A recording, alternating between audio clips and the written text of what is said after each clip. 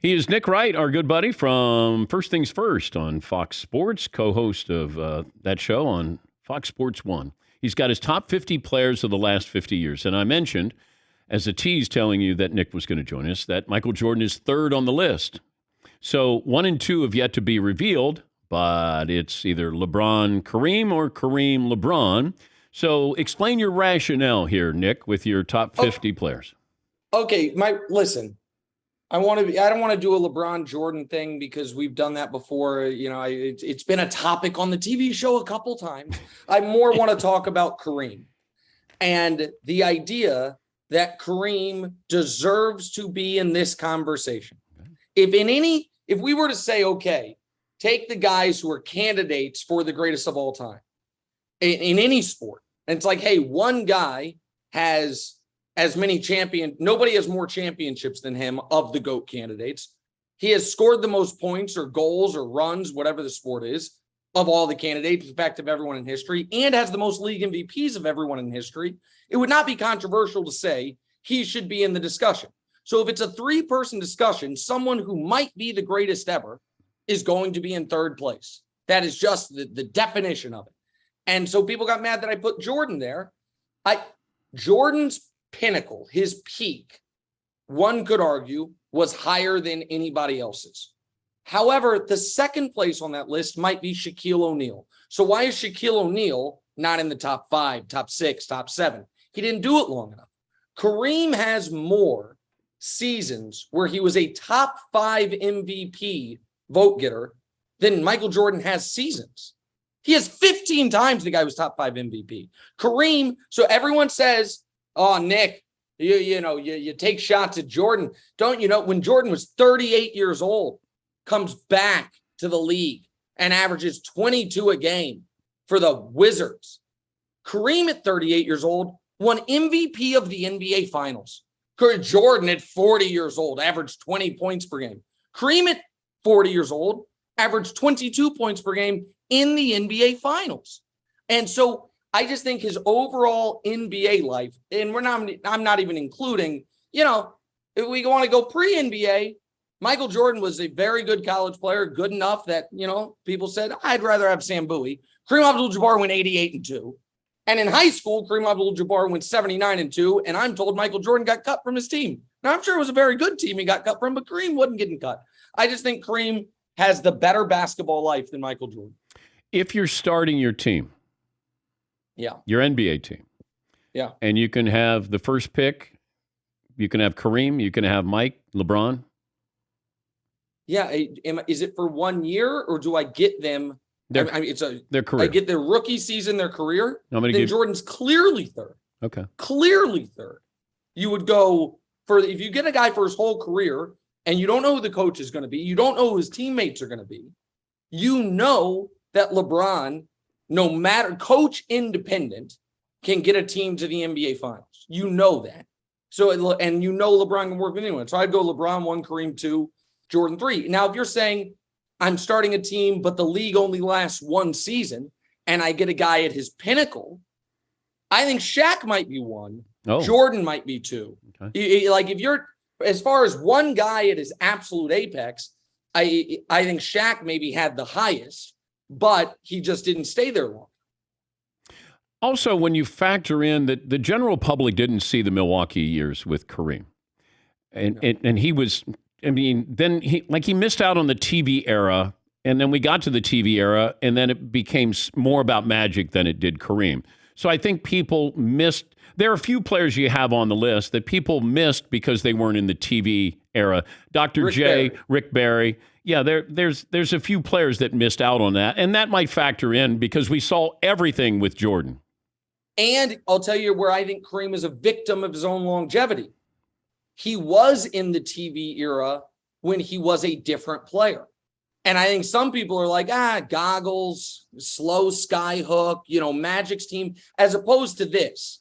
So Jordan and Kareem, oddly enough, both, the year before they were on the Bucks and the Bulls, respectively, those teams won 27 games, both of them. And Oscar wasn't there Kareem's rookie year. Jordan's rookie year, they went from 27 to 38 wins. Kareem's rookie year, they went from 27 to 56 wins. And he was the best player in the league immediately. Didn't win league MVP until year 2. And in year 2, it was the year Jordan got hurt, and he had the good playoff run where they got swept by the Celtics, but he scored the 63. Kareem went 12-2 in the playoffs, won the title, and they won 66 games. It was up to that point. They had a 20-game winning streak. It was up to that point in time the greatest single season anybody's ever had. And when you really go in, so here's the thing, and I'm going to tell on myself here, because 6 years ago, I went on, one of my first appearances on FS1, I did my top 20 players ever, and I had Kareem behind Magic. And folks have sent me that. And they're like, Nick, what the hell? Like, what happened? And the answer is, I hadn't done the research. The answer is, I hadn't, I spent 2 years on this project because I thought I was going to write a book for it. And I had given Kareem a totally short end of the stick because I was like, compiling this. I didn't realize that for 12 years to start his career, he was the best player in basketball every single year. Yeah, I still go back to the Milwaukee days. And also, when you think Kareem, you do think skyhook, but you also think he didn't play in that Game 7 against the 76ers when Magic played center and had one of the great Game 7s of all time. So I think there are things that stand out with Kareem's career that aren't fair to him, but they stand out because that's what people remember. Oh, all-time leading scorer, great skyhook, unstoppable, wore the goggles. And then that Magic thing in 1980, and I'm not trying to be pedantic here. This is Game 6, and they won in 6. And listen, Magic won 42, 15, and 7. It's one of the greatest games ever. He was a rookie. It's why Magic's one of the greatest players ever. Kareem not winning that Finals MVP is a crime. Kareem averaged 36 points a game in that series. 36 points a game, annihilating the Sixers. Yeah. And if they had lost that Game 6, Kareem would have been back for Game 7. They would have won. There are, in my opinion, 1974, when they got to the finals and lost, it was outrageous that he didn't win Finals MVP in that loss. And at that point in time, they did give it, they had just given it to Jerry West in a loss 5 years prior. So it wouldn't have been crazy to give it to Kareem there. Now here is, and I want your take on this sincerely. The one argument against Kareem's domination in the 70s is, how much do you give anyone credit when a good portion of the best players were in a different league? That's a fair argument. Like that the ABA was a legitimate rival league, had a lot of great players. And that to me is a fair counterpoint. I still think Kareem would have kicked everybody's ass, even if they were all collected. But that, when you were watching in the 70s, and I'm not trying to be a smart aleck here, did you feel like the best team in the NBA was the best team in basketball? Or some years did you feel like the best team in the ABA was the best team in basketball? Having seen the Kentucky Colonels play in person against Dr. J, you knew that there was a lot of talent there, and therefore you couldn't discount it. You couldn't say, well, the NBA has the best players. The ABA had a lot of talent, may not have had one defining team. Spirits of St. Louis had a lot of talent, but they weren't a great team. Utah Stars had a really good team. So you did have that, but I didn't factor that in. I just always thought that Kareem was the best player. I didn't go, and a lot of your guys in the ABA, your good players were forwards. If it was George McGinnis or Dr. J. So it wasn't like he was missing out on playing against Zelmo Beatty and, right. Big men. He was going against big men because you did have Nate Thurman. Wilt was a defensive guy then. Walt Bellamy. There were good big men. Bob Lanier. There were good big men back then that he was facing. So I didn't factor that in as much as you probably did. No, I think that Kareem's lack of self-promotion hurts him. I think Kareem, listen, let's be honest here. It is somewhat controversial to be an outspoken Black activist in 2022, let alone outspoken Black activist turned Muslim in the early 1970s. Yeah. I think that colored, no pun intended, some of the coverage of him. He also, from what I understand, was not the easiest guy to deal with in the media. I think that, and so then Magic comes around and is this $1 million smile and effervescent. And I think it was just easy to transfer a lot of Magic was not clearly the best player on that Lakers team until hands down by 1986. Some would argue by 1984. Yeah. But it was at one point in time, they had the best player in basketball, Kareem, and like the fourth best player in basketball, Magic, which is why they were so dynamic. And I think Kareem's story's never been fairly told. That's it. He's Nick Wright, First Things First, co-host on Fox Sports 1. So Jordan's 3. You got Kareem and LeBron, or LeBron and Kareem when you reveal that. You got Magic, you got Tim Duncan, Kobe, Larry Bird, Hakeem, Shaq, and Steph Curry rounding out your top 10.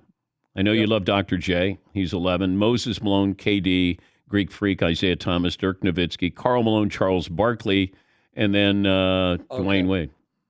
Yeah. Oh, I thought you were going to go one further. Go one further so you can roast me. Who's number 20? Luka Doncic. Okay.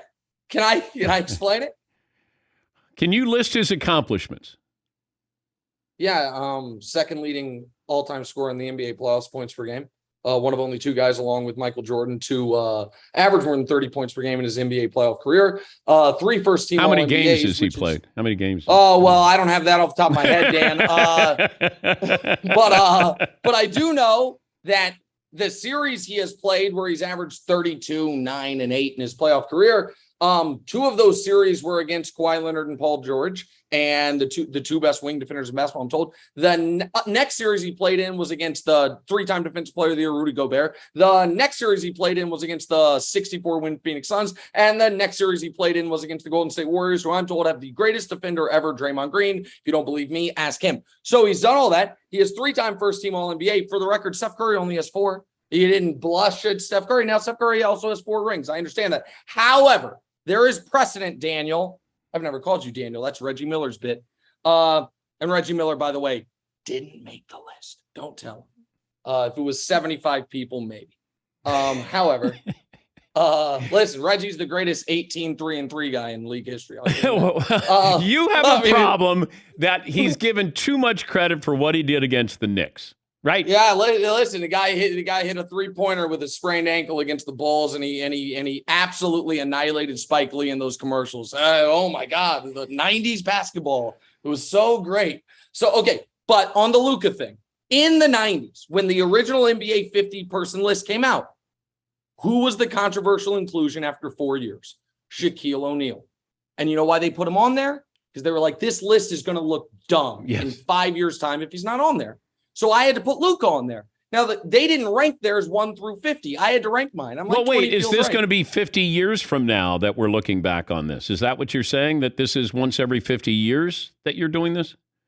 Oh, well, I mean, are you asking, will this become canon? Will this become, an archivable thing? Of Fritzy, course. would you book Nick Wright in 50 years from now? Got it. So we can talk about that? But not 9:20. No, he can't do 9:20. It's gotta be like after 9:35. After 9:30 Eastern. The coffee come out of my nose. That was a good line, Fritz. Yeah. Well, Fritzy would always go, hey, how about Nick Wright for 9:20? I said, he's on TV till 9:30. And he would be very kind because he'd say, for the 17th time, Yes. I can't do it before 9:30. I would have the Greek Freak. If I'm using your logic with Luka, the Greek Freak to me would be higher.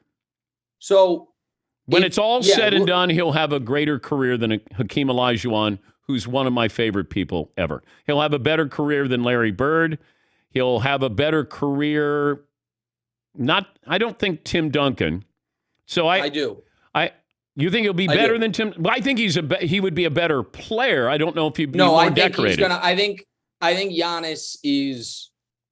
I think that if Chris Middleton didn't get hurt, the conversation we're having right now is, wait, could Giannis enter the Jordan, LeBron, Kareem pantheon? Like, why couldn't he? He's got the MVPs. He would have 2 titles. He's like the evolution. So I think Giannis is going to finish his career as one of the 6 greatest players ever. Okay. I do believe that. Yeah. I think he's going to win a bunch more titles. I think his disposition is perfect.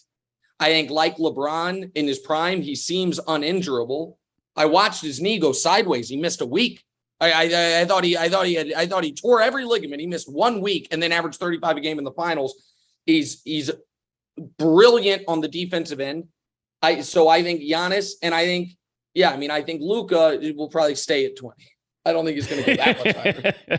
Yeah, I don't know if he's going to win championships. I think statistically, he will be. I mean, he's already won championships, Dan. Are you not familiar with Real Madrid? Yeah. Are you not familiar with his work in EuroLeague? Are you not familiar with him taking Slovenia to the medal round of the Olympics? Incredible. Are you not familiar? Yes, I mean, listen, the guy can only do what he can do. And he's done that while he's fat. Think about when he gets in shape. Nowitzki's up there. He's high. Yeah. 6th all-time leading scorer. Yeah. I know. You're not a Dirk guy. I love Dirk. But you like Barkley more. Well, I think Barkley is a better player, but better guest on the show. Dirk his last appearance was really good.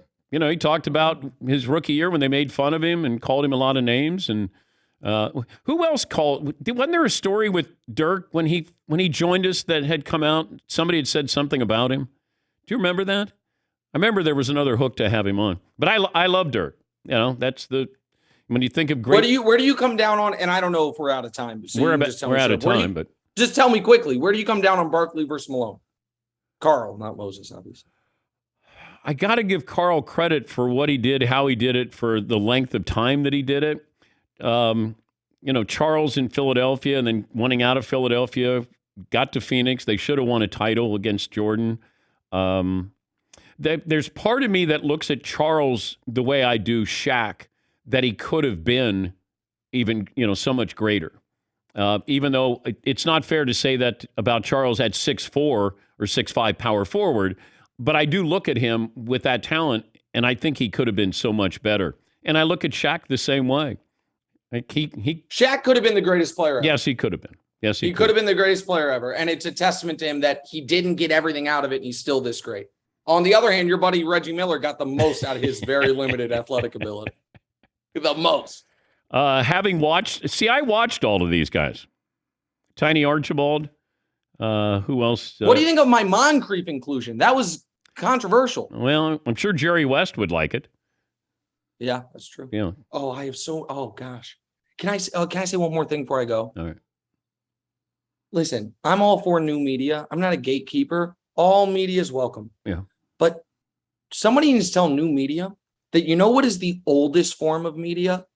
Saying, as it happened, the era I played in is the best, and everyone else sucks. Like Draymond coming, all these guys being like the previous eras were garbage. It is the same thing as the guys who are on TV now who played in the 90s saying your era is soft, my era was the best. Like that's not breaking ground by anyone doing it. And that there's only one person alive who's allowed to talk trash to Jerry West, Bill Russell, because he kept kicking his ass. Everybody else needs to recognize this guy hit a 60-footer to force overtime in a finals game and averaged 30 points a game in his 9 finals appearances. That guy is awesome. But he doesn't make your list? It's the last 50 years, Dan. So it was 50 best of the last 50. Wilt's not on there. Russell's not on there. West isn't on there. Oscar's not on there. It's Kareem's rookie year to now. Okay, but when did West stop playing? Well, in the last 50 years, but he didn't accomplish it. You're okay. The oldest guy on the list is Rick Barry. The youngest guy who was too old for the list is Willis Reed. You got McAdoo. I love McAdoo. Not one of the 50 greatest players. You got Walton in there. Nobody's a bigger Walton fan. Bill's not a top 50 player of all time. Didn't have longevity. He had a 3-year window where he was awesome. And I'm talking just NBA. And I love Bill. Maybe would have been the greatest big man of all time, the way he played. But I got to go. But, we can argue about Bill Walton. Don't have Jokic on there either. Oh, well, I know you'll never have Jokic on there. Not never. I made the list, and then he won his second MVP. What do you want me to do? I didn't anticipate that happening. Fly in the ointment. See ya. All right, buddy. Take care. We'll come back. A phone call's coming up.